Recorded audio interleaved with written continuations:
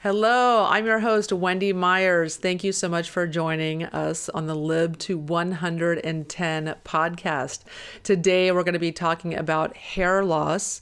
Amy Gibson is going to be talking to us about her book and how you can really remove the stigma of hair loss by wearing a wig and working your wig and how to take care of it and how to take care of your scalp. And, when women are going through chemotherapy, the steps you need to take to prepare so that you can get your own wig and, she provides a lot of education on all the different tips and tricks that you can use to utilize different types of wigs. And she really takes a lot of the stigma out of it. She suffered from autoimmune disease herself, alopecia, and lost a lot of her hair at the age of 13. So she spent many, many years educating women on hair loss. And we'll be talking about the underlying causes today on the show. But before we do the show, please keep in mind that this podcast is not intended to diagnose or treat any disease or health condition and is not a substitute for professional medical advice. Please consult your healthcare practitioner before engaging in anything that we suggest today on the show. Our guest today is Amy Gibson. She is the voice of hair loss, and she's a leading personal consultant in the country for women suffering from hair loss. As the founder of createdhair.com, Amy has created a company for women to turn to for solid solutions as she addresses the concerns of women globally who are living with the effects of hair loss, as well as those who are seeking to renew their appearance, self-esteem, and radiant healthfulness.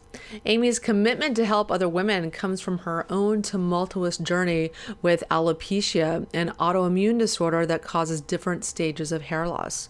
Her struggle began at the age of 13 while starring on the daytime drama Love of Life.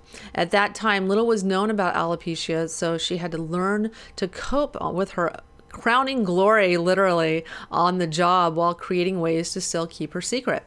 Today, these same techniques, her Pearl program, has been shared with thousands of women worldwide. Amy Gibson has since become the country's leading personal consultant to women afflicted with hair loss and is a national spokesperson and alopecia activist. She has spoken openly in the press and before the state legislature of California in her efforts to bring attention to the issues surrounding hair loss for women and present viable solutions. She has been active in Girls Inc., a nonprofit organization which assists girls at risk in building self-esteem, many of whom have relatives with hair loss, and she's an honorary board member for I'm a Kid Foundation, which educates children in the classroom about baldness. The main intention behind everything Amy does centers upon helping women look beautiful and feel complete from the inside out. You can learn more about Amy Gibson and hair loss at createdhair.com. Amy, thank you so much for coming on the show. Absolutely. Thank you for having me. I'm excited. Why don't you tell the listeners a little about your background and how you got into helping women with hair loss? Well, it's not something I planned on doing. So I was an actress for 20 years, over 20 years in daytime television, Emmy nominated, until I started going through alopecia. Alopecia is an immune disorder that you're most familiar with doing what you do. And there's several different stages of alopecia, so we can go over that in the show in a moment. But basically, I started at 13 and a half, and by 30, I'd actually lost all my hair. And at that time, I was finishing General Hospital. And there were many things that started steering me in another direction. I was bored with soaps. I also had hurt my back. I was bedridden with a 50% chance of ever walking again, and was literally had to be picked up, bathed, and put back in bed, had no control below at all. And it was as if I was made to sit because my path was incorrect. And I would keep on saying, okay, Louise Hayes, I would read everything she had. I kept on praying, like, what is it, God, that you want from me? Because on the right side of me, I'm trying to produce and things would get bought and they'd fall apart. But the left side of my life, I kept getting these phone calls from my hair loss support groups and friends of mine and oncologists that would say, God, you got a wig. How do I do this? How do I date? How do I work out? How do you wear it? How should I order it? And it got so busy that I realized, okay, one day I remember going, okay, this is very strange. Everything on the right side of my life is falling apart. and everything in the left is unbelievably busy. I'm going to charge $15 a phone call. And that got so busy that when I could walk again, which took about 14 months, I started selling wigs out of the trunk of my car. And I'd go to the hair loss centers and oncologist offices as far as 50 miles away and put about a $50 profit on it. That got busy, moved it into my house. That got busy, I built a studio. During the time I was sick, I had actually created an eyebrow because I started seeing my eyebrows getting thin, and I'm all into being proactive and not being a victim. Long story short, that same eyebrow I didn't do anything with. But when I started my business up again and was more stable, I said, that brow, I want to get some glue for that brow. And there was somebody that I started talking to that to this day, funny enough, I haven't met. And in our phone relationship, he said, you keep on telling me that you have an idea for a swim wig, and there's no swim wig for women to give them freedom. And I said, listen, I know, because I didn't swim for 17 years, and I know this would work. Long story short, the largest manufacturer in the world put up millions of dollars for my line, and it went worldwide. And that kind of set me off, am on my trail of being much more publicly known and really coming out for women. I was the first celebrity to come out that had real alopecia, that was really bald. And it was both brave and it was frightening. Yeah. But it put me on an interesting journey, right? And in that, I also had a lot of damage from the cortisone to my kidney and my liver. So I took cortisone shots for all those years when I was losing my hair, and 17 years worth, and many years back then, it wasn't as regulated as it is now, the triamcinolone and stuff. And so I had to start learning how to alternatively build my liver back and alternatively get healthy. And then, of course, I met my husband, who is in the alternative health world. And now I've kind of come into this world more, which has helped me with my clients more. So when they come to me for hair loss issues, it's all encompassing now, because I'm realizing it's not just an immune disorder, it's connected to everything. Right? Yes, absolutely. And I have a lot of clients coming to me with autoimmune disorders and a handful with alopecia, and it's terrifying for a woman. It's terrifying. Well, you're great at hair testing. It's one of the main things I suggest right away, because my whole thing is let's discount what it's not so we can find out what it is. Yes. And the hair test is just so incredibly accurate, I believe. Far more than blood. I feel that the follicle gives us way more information.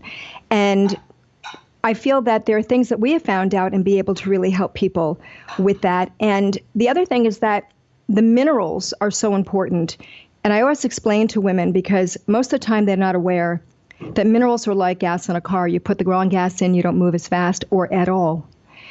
And that really controls our hair. You and I were just talking about that. Which minerals do you think are the most important for hair? Boron, very, very important. And there's other minerals. Magnesium is really, really important for a lot of different, zinc as well, for sure. For the color, when women are graying, they need zinc can be really helpful to replace the hair color. Right. But a lot of minerals we need to make our body work, including for hair regrowth, for sure.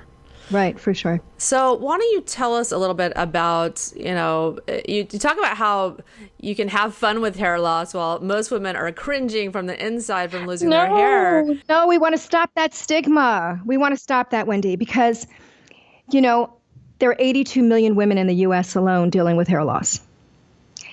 I would say almost 50% of the current population that are dealing with hair loss are wearing some kind of hair addition. I don't care if it's a wig, extensions, toppers, little pieces. I don't care what it is. And thanks to people like Christina Aguilera and Gwen Stefani and, the Kardashians and Jessica Simpson way back when, I actually think that wigs now have become like an accessory, like wigs, like lipstick and heels. Okay. And what I've been trying to do is remove the stigma. Oh my God, like I must be a cancer patient if I'm wearing a wig.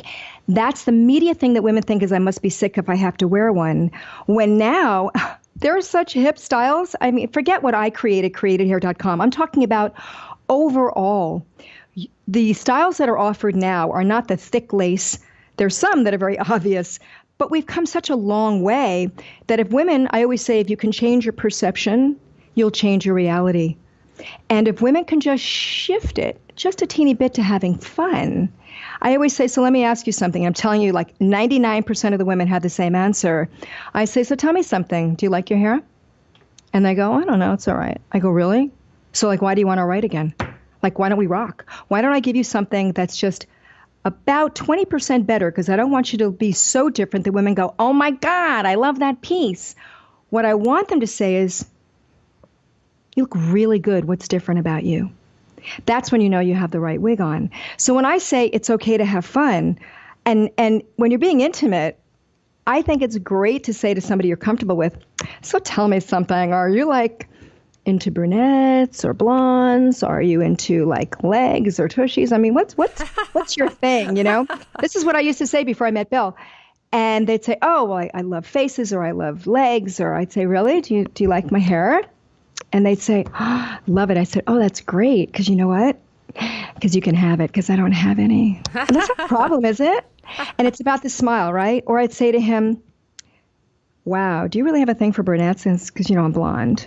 And he goes, yeah. I go, oh, okay. So if I showed up like brunette tomorrow night in leather high thighs and whatever, that would be okay with you. He'd say, yeah. So well, guess what? I can make that happen. It's about just having fun with them and removing the stigma that you have to be sick to have to wear one, because that really is not the case anymore.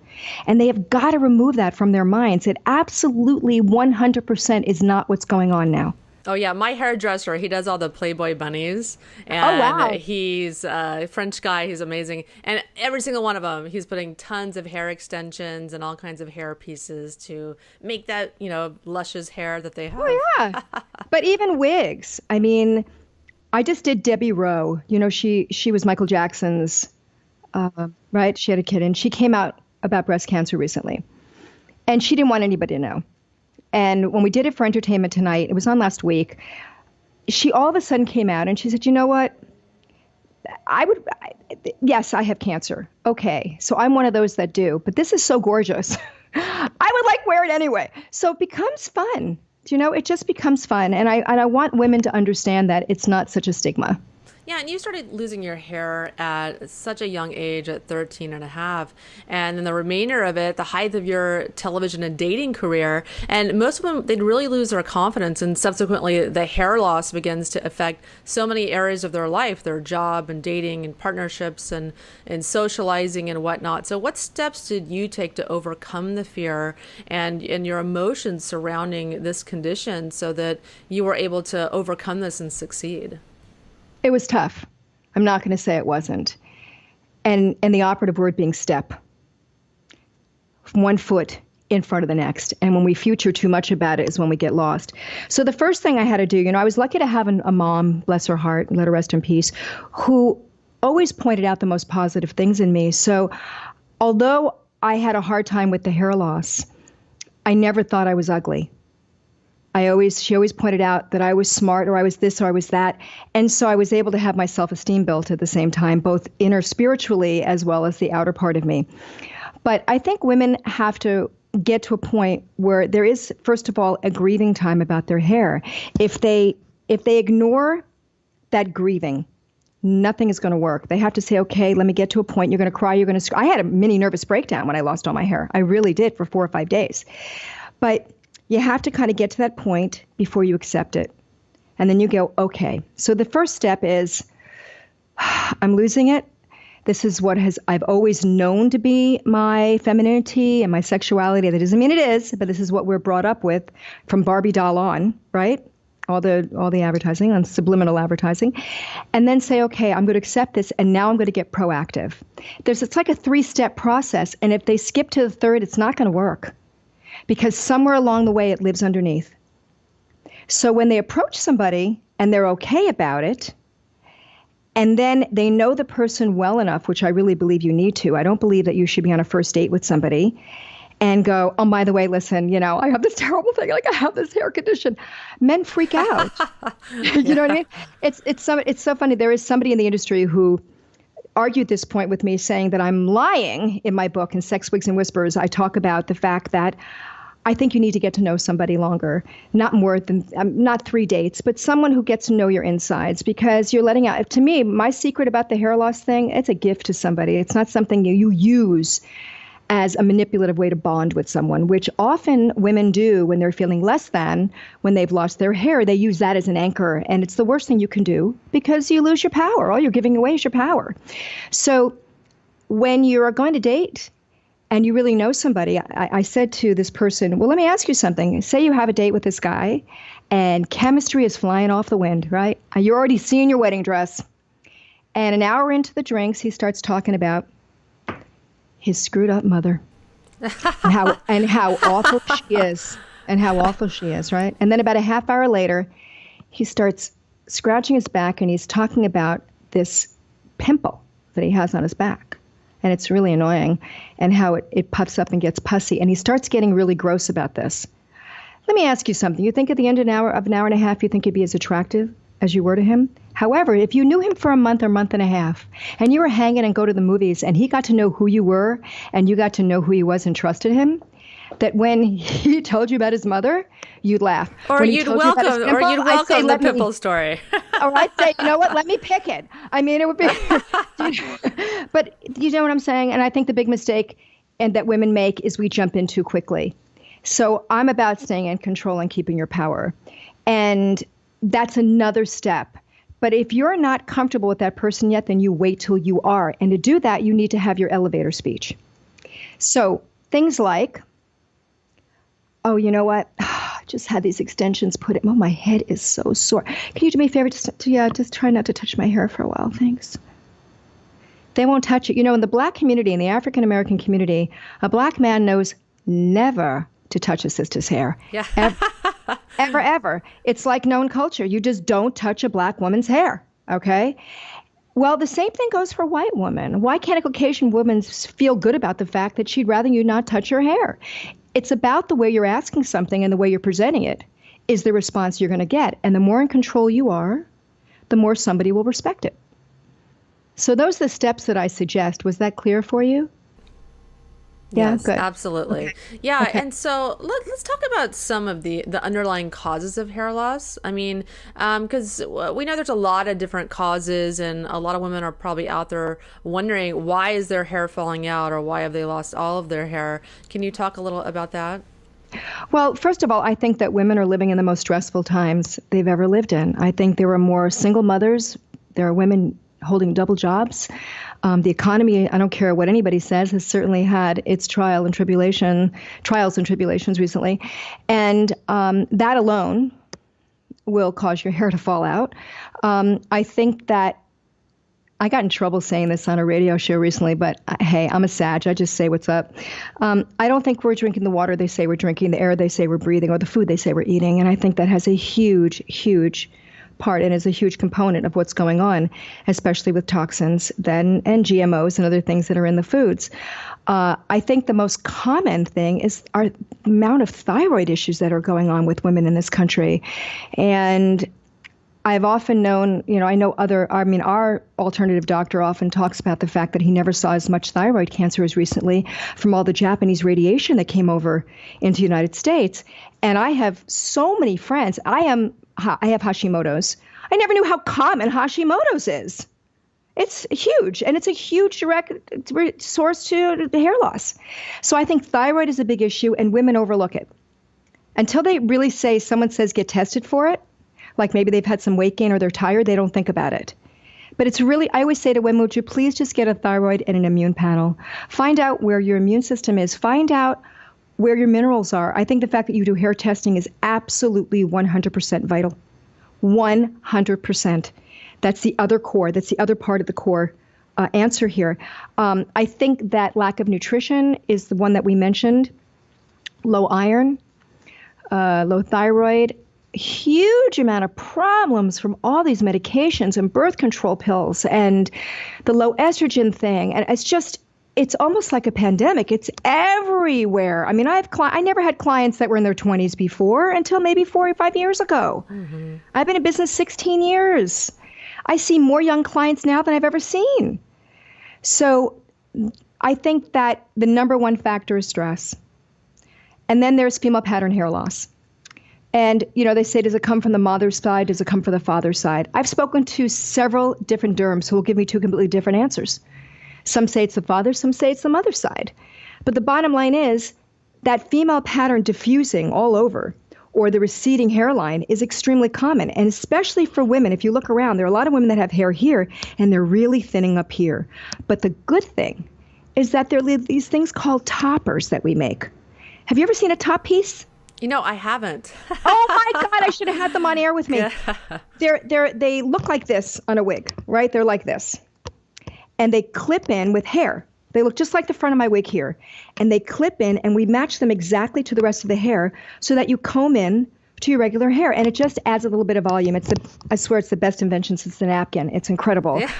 But so for women that are dealing with that crown hair loss, that's the biggest thing right now with women, is that front and top side. So I don't want them to trip, because there's so many great top pieces out there. I've been doing them for years, and you can get them in synthetic and you can get them in human hair. The main thing is to make sure that you match your hair.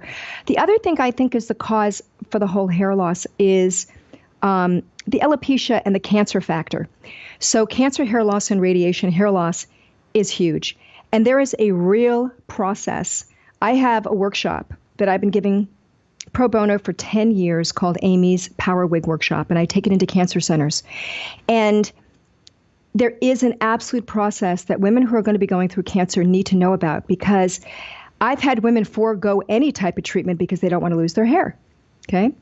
And it goes into other stages, even go to alternative. They're just so freaked they're going to lose their hair over whatever they're going to take. And the truth is that there are many things that will not cause it. But if you are going to go through cancer hair loss, you can go to createdhair.com. You can write me at amy@createdhair.com. I have a whole thing that I do for cancer hair loss.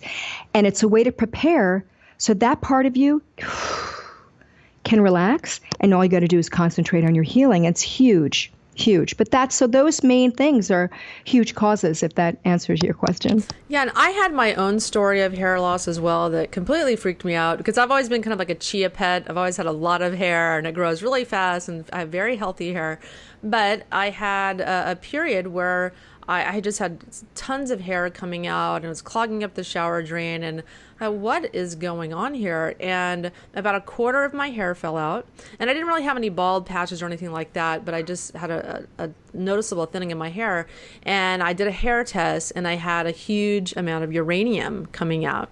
And then, of course, started researching that, and what I found was that there's uranium in a lot of the water in the southern United States. Oh, yeah. And especially in California, a lot of my clients that I test in California have uranium toxicity, and it's a huge problem. It's in our tap water. Even if you're drinking bottled water or filtered water, you're still showering in it every single day. And I also know that there's other metals that will cause hair loss as well, like copper toxicity, women that have the copper IUD. The low zinc. Yes. The low zinc problem.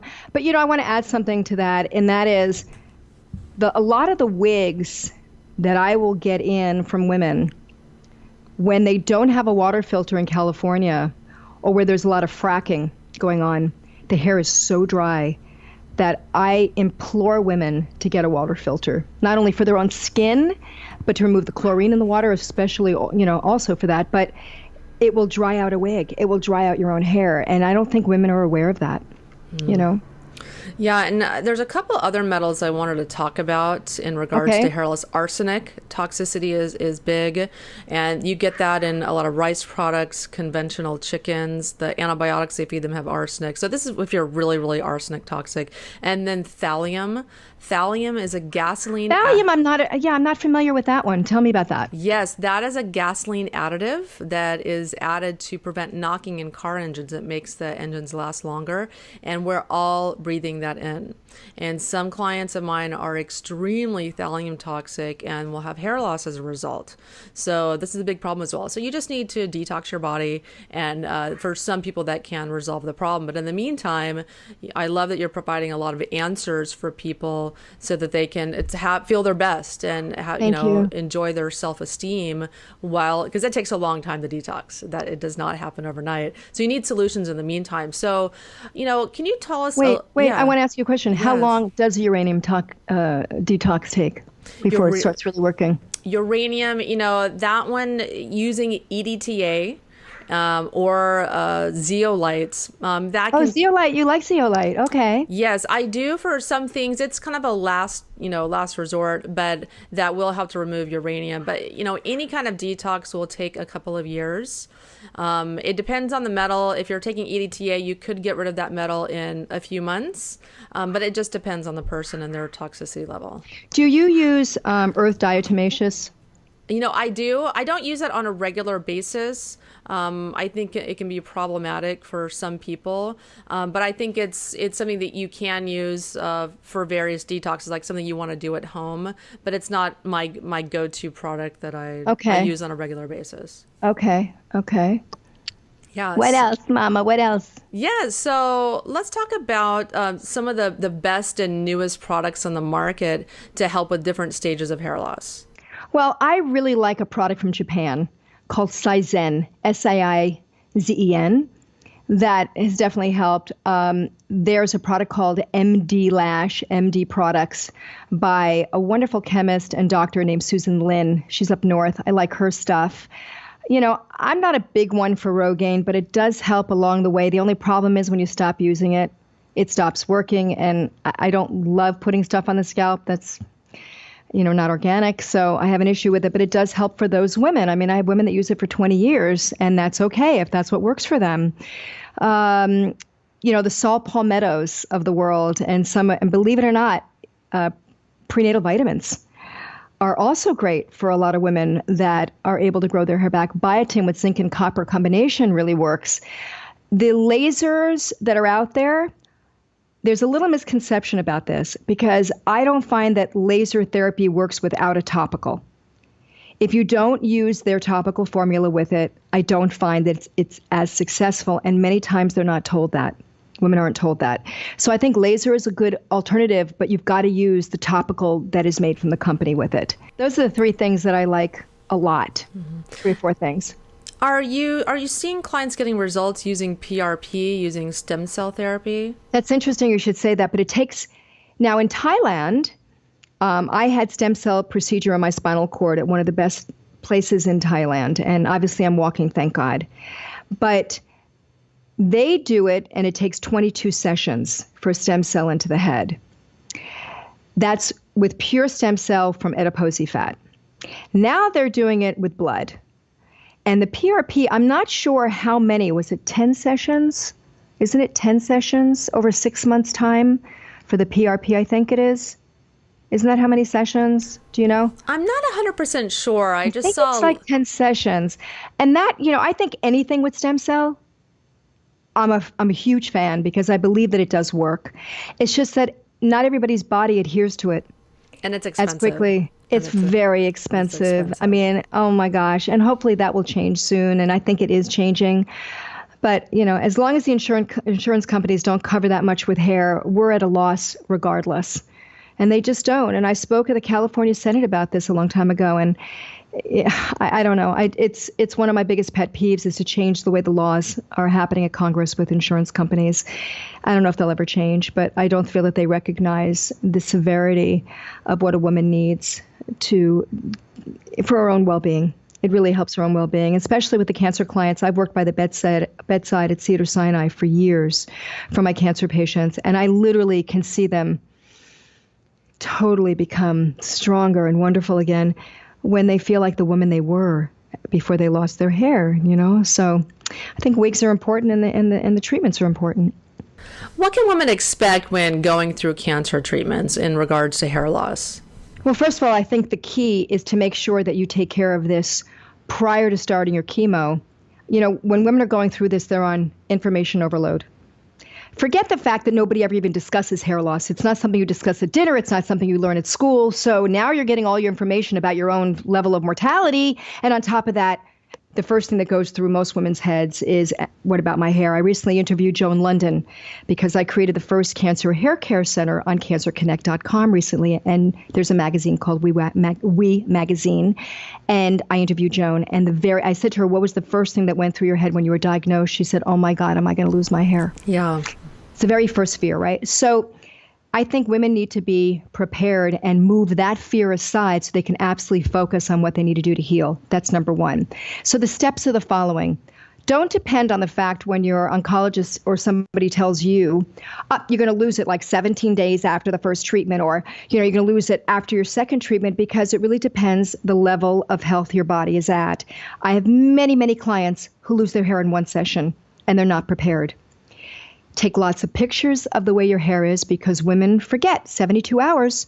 They forget the real color their hair was, the style it was, the length it was, because they're on information overload. Okay, so these are some of the steps. Number one, after you take the pictures, if you think you want to make a wig with your own hair, createdhair.com. I love doing that for my cancer clients, but just know that there's a 6 or 7 week lag that it takes to make them. So what we do is we'll get a synthetic, really comfortable synthetic that will look like the one we're making, so they can interchange and then quickly and calmly go right into the human hair when it's ready. And they keep their discretion, which is so important for most women. Secondly, you also want to take little samples of your hair color, because if you decide not to make your hair with your own, you make a wig with your own hair, you want to remember what your color was that you loved. So you want to take the top and put it in a little baggie that says top, and the sides, because your hair most of the time will grow back. It may not grow back the same way. It's going to take a couple of years for it to come back. I hate when they say your hair is going to grow back a half an inch a month, because it doesn't. And they really raise the expectations of women, and it's very devastating. It's better for them to just say, let's get it healthy. Because the minute they stop, if they're in treatment, cancer treatment, the minute they stop their treatment, they're going to see little baby white fuzz.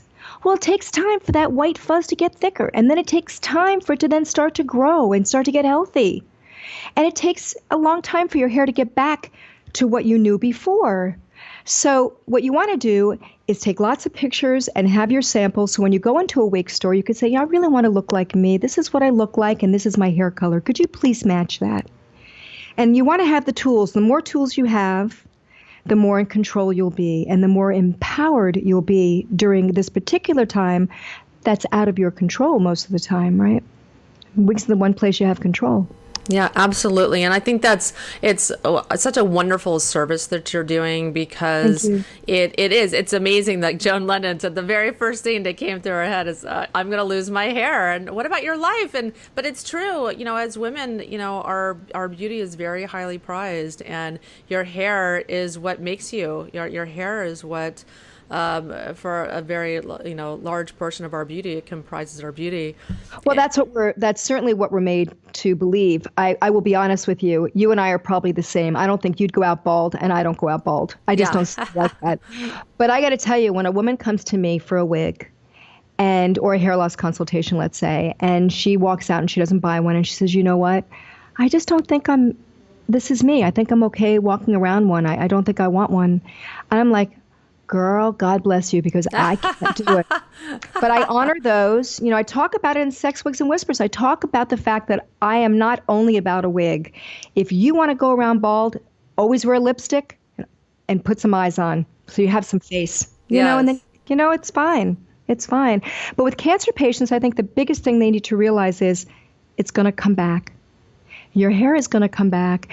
And what you need to do, most clients that come to me are with me for 2 years. Not only are they with me prior to take them through the hair loss process, and in buzzing their head, our girls will buzz their head nice and short so the wig is more comfortable for them, and we teach them how to wear it more comfortably and how to make sure it stays on their head and everything else. But we also help them in the regrowth process, and then how to make the transition from a wig back into their own hair. And that's a process that nobody really teaches you. So that's why they stay with me a long time. But I think for most cancer patients or women losing their hair currently, it's so important to know that it's not the end of the world. It's just not. It's not. And that with not only the wigs that are out there, but the type of treatments now, there are some cancer treatments that you won't lose your hair, but they're just starting to come out with those. Most of it will still do that. So being prepared is the key. And so what are some of the ways that you teach your clients to take care of their scalp and their hair follicles and things of that nature? Okay, first of all, it's a great question. I'm so glad you asked that. When you're going through cancer treatment, as you know, the chemotherapy releases itself 2 ways, through urine and perspiration, right? And so when you perspire through your scalp, the follicles are going to get clogged. Just because you lose your hair doesn't mean you lose the follicle. It's still alive, okay? So it's getting clogged from all the chemo. You've got to keep your scalp clean. I am really into scalp hygiene, whether you are going through chemo or not. If your scalp and you're keeping it dirty, it's going to get clogged. You're going to lose your hair.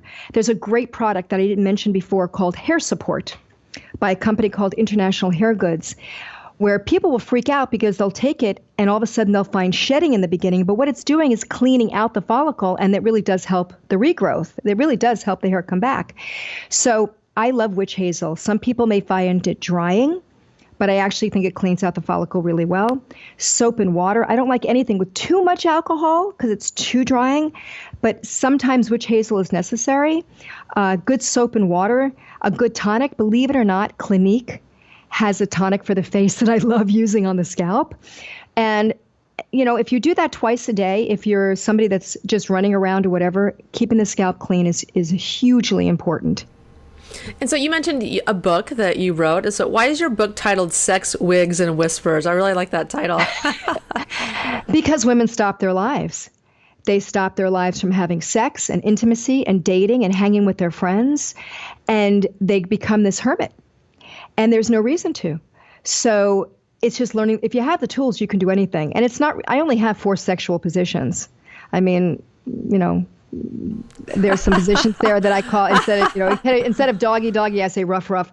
But I mean, most of it is, how do I approach somebody? How do I keep my power? Part of the book is really autobiographical with all the lies that I told for years in television, because when People magazine covered me, they went to every single person in television that I'd ever worked with, and no one ever knew that I had hair loss. There was only 2 people that knew, and that was the makeup and the hair person. And they were together in the same department, and the one producer who made their deal with me, that he made his deal that he would never, ever say anything. Nobody really knew. So all those lies got me through. I talk about that. I talk about the tips that I teach in my Amy's Wig workshop. I talk about, how do you walk against the wind? What do you do if you're walking against the wind and you don't want your hair to fly up in the front? It's very, very simple. You simply go down. If the wind can hit you here instead of here, you're good. I'm not mean walk around like this, but there is a way where you can catch the wind, and I talk about it. How do you take a jacuzzi with somebody when you're wearing a wig? How do you swim? How do you work out? How do you approach your employer when you're sitting under fluorescent lighting and he's on top looking down on you most of the time as you're at your computer and you're worried about your wig? These are all the things of really how to give yourself freedom. The reason why I talk about sex, wigs, and the word whispers is because I talk about the many, many years of personal molestation that I went through, sexual molestation, and the part it played in my hair loss. And it was with my father, and I talk about it and I touch on it.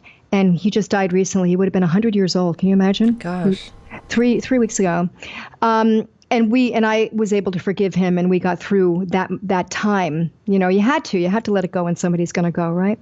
But it was very strange, because during that whole height of my molestation is also when I was losing my hair. But I also, at 8 months old, someone had touched my bottom at a party my mom had, and they had staphylococcus on their hand, and I guess they weren't aware.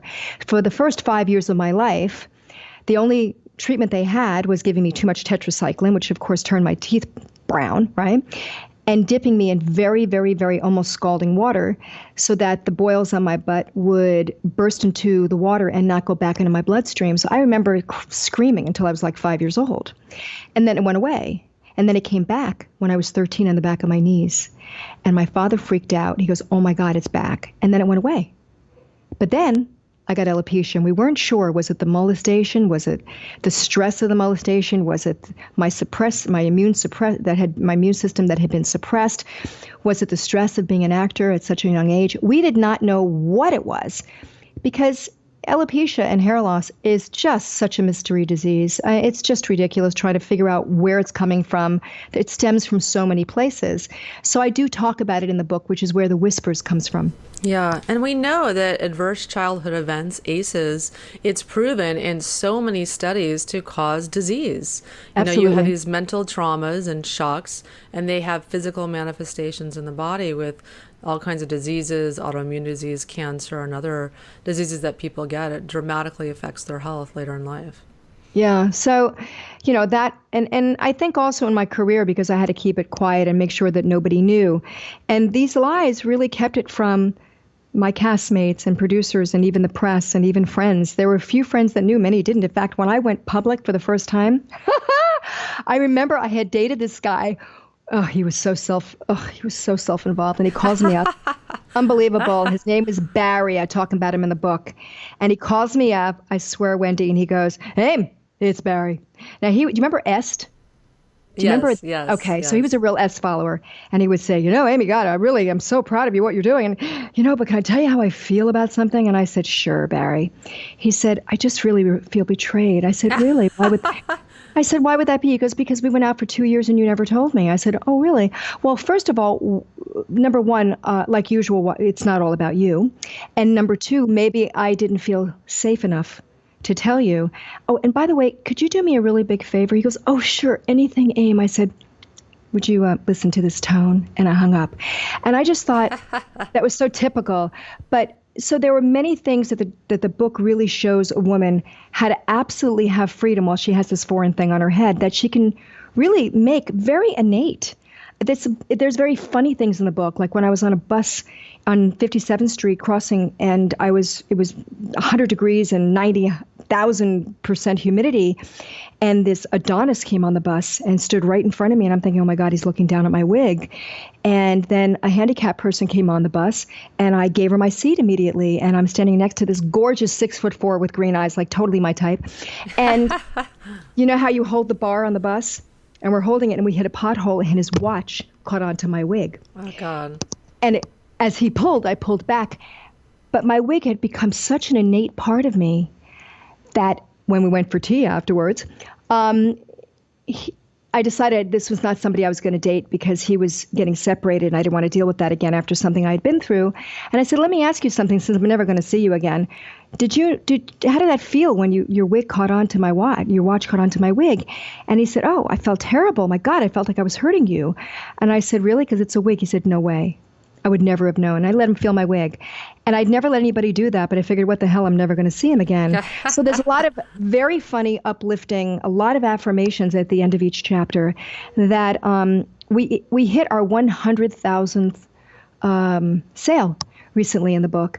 And I was amazed because when I first wrote it, I didn't know if anybody would buy it. I really wrote it more as a cathartic thing for me, and thinking if this can even help one person get out of their room. I was told I was stupid my whole life and I'm never going to be anything. And if I could do what I'm doing, wow, if she could look at me and go, wow, if she could do it and I'm bald, I could do it. Even if it makes that one person.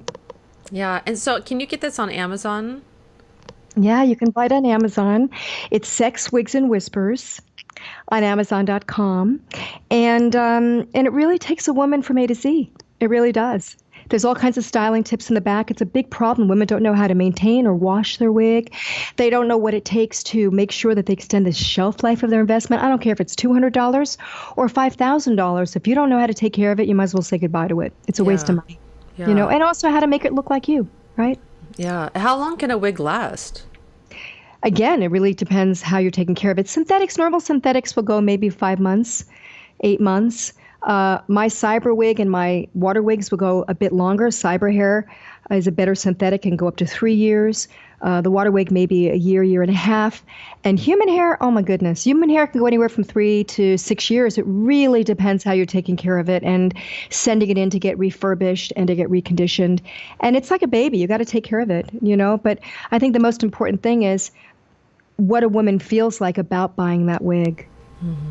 And I don't want her to feel like it's a negative experience to have to go buy one. I would love her to feel like, wow, let me go rock. Let's find something that I can put on my head and I'm out of the house in 5 minutes and I look fabulous, and change her perspective on it. If she could do that, this entire hair loss experience would completely change her life. It really would. Is there anything you want to add to our conversation that we haven't covered in depth enough? I think about children. We haven't covered young children. And for the mothers that are listening and that do have children that are going through hair loss, I sometimes think that when a woman's bringing in a child that's 4 years old, it's more for the mother than it is the child.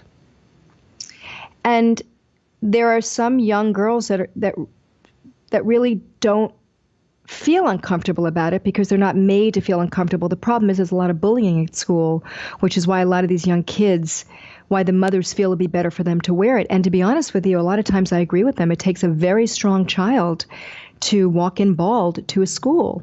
It really does. It's becoming more and more common, but it's still not a way of life yet. And for those teenagers or the ones that are from 10 years old on, there are wonderful organizations that they should know about, like the National Alopecia Areata Foundation. It's called NAF.org. Alopecia World.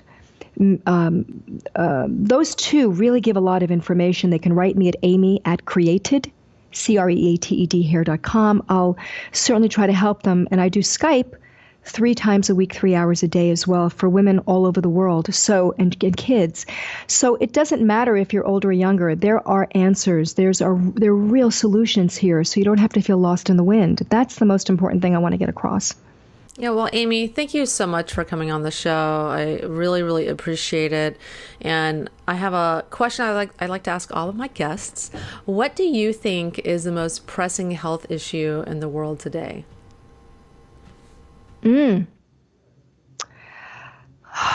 I think poverty is one of them. But in terms of health, other than our homeless, I would say our nutrition problem, the lack of good nutrition for most people. I think it's getting more and more difficult, especially, pardon me, since Monsanto bought Whole Foods. I feel that we're not really buying and getting the things that we need for our body at the optimum level. So I would say good nutrition. In terms of real diseases, my goodness, I'm not a doctor, but I'm seeing certainly more thyroid issues and blood disorders than I've ever seen with women coming in the door. What do you think it is? I really think toxicity. I really think it's a huge overlooked problem, and it's most medical doctors, unless they're a functional medicine practitioner, are not looking at it. And they're not looking at nutrition and toxins as an underlying root cause of disease and hair loss as well. And right. When you're not looking at those very obvious causes of disease, you're not going to be able to help your patients very well. So I think that's something that that's what I've dedicated my life to, is, waking people up to getting proper nutrition and detoxing their body to resolve their health issues and diseases and diagnoses and symptoms, no matter what they are. By the way, anybody who's not getting your emails, they need to really sign up and get them, because they're one of the few. They're the type of emails that get out there that's all about selling. And you are giving away such incredible, important, vital information in those emails that I hope that any person who's listening signs up for them, because you truly give so much in these blogs and these newsletters that you send out. And I love every single one of them. So thank you so much for your work. Well, thank you also. And tell the listeners where they can learn more about you. Sure. Amy@createdhair.com. You can write me. You can go to my website, created, created hair.com. You can also always call 1-877-FOR-WIGS. That's 367-9447. I try to get back to everybody within a day or two. I get a lot of emails, so please have a little patience with me. You can find me at cancerconnect.com, on Facebook, on LinkedIn, on Instagram, on Twitter, and all that stuff. So I certainly welcome any questions, because I'm a hair loss consultant. I'm not a doctor. I'm a wig designer. And I can certainly understand your symmetry and know what to create for you to make you look like you again. But I don't want anybody to be misunderstood. I don't want to be misunderstood to be a doctor, because I'm not. Okay, I'm a consultant. Okay. Thank you so much, Wendy. Have a great day. Well, thank you for coming on the show. And listeners, if you want to learn more about me, you can go to mineralpower.com, where I have lots of information on my detox program. And you can also visit me at live110.com. Thank you so much for listening, and have a fantastic, healthy, happy day.